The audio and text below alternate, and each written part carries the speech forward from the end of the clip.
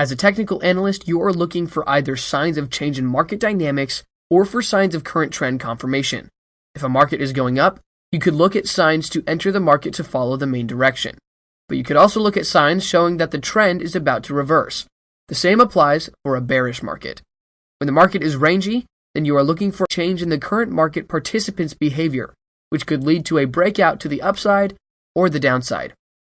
If you spot these changes, you will make more profitable trades by entering the trend early, riding it, and exiting it once it's over. And the best part? Gaps are a good tool to spot these changes. Bullish is a bit different than bearish gaps.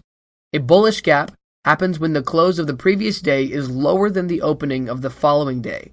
A bearish gap happens when the close of the previous day is higher than the opening of the following day. The first gap is what we call a breakaway gap. These gaps usually show a change in the psychology of the market, so they appear after a consolidation phase. It means that they are gaps in price over a significant level, such as a support or resistance line, which triggers a new trend. For this reason, when there is a gap at the beginning of a trend, you consider it to be a breakaway gap. In the example above, we can see that after a lateral consolidation, where prices had trouble reaching the lower part of the range for many days, the DAX index exited the range with a bullish breakaway gap. This gap confirmed the upcoming bullish movement.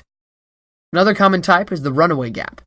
These gaps usually show a confirmation of the current market trend, even though you can see minor corrections. It's for this reason that this kind of gap is often called a continuation gap. If the market is up, then the runaway gap will be a bullish one. On the other hand, if the market is down, then the runaway gap will be a bearish one. Runaway gaps usually appear in the middle trend, which helps traders to anticipate the growth potential of a position. You won't be surprised then if I tell you that another name for a runaway gap is a measuring gap. The above chart shows a runaway gap within a bearish movement. The first black arrow displays the distance from beginning of the movement to the runaway gap. The distance has been projected above the gap to get a target price. This is the second black arrow. You can see at the bottom of the chart that there was a high amount of trading volume at the same time, which confirms the strength of the gap. Exhaustion gap is also a known gap. As this name suggests, these kinds of gaps appear at the end of a trend. However, they do not give any information about another trend starting. It's often difficult to distinguish between a runaway gap and an exhaustion gap, as prices could reverse immediately or enter into a congestion zone for a while. However, the exhaustion gap shows usually the last movement in the direction of a current trend before finally reversing. If prices reverse, then it means that the gap is filled. Filling a gap means that prices have come back to the same level before the gap. An exhaustion gap is the kind of gap that is filled faster.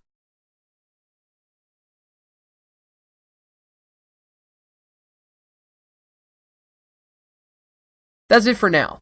On our website, you can find more posts and podcasts as well as calculators and other financial tools. Do you use gaps in your trading? We would love to know your thoughts, so feel free to share them on the comments below. I hope you enjoyed it. Don't forget to subscribe to our podcast channel on YouTube, and we will see you next time.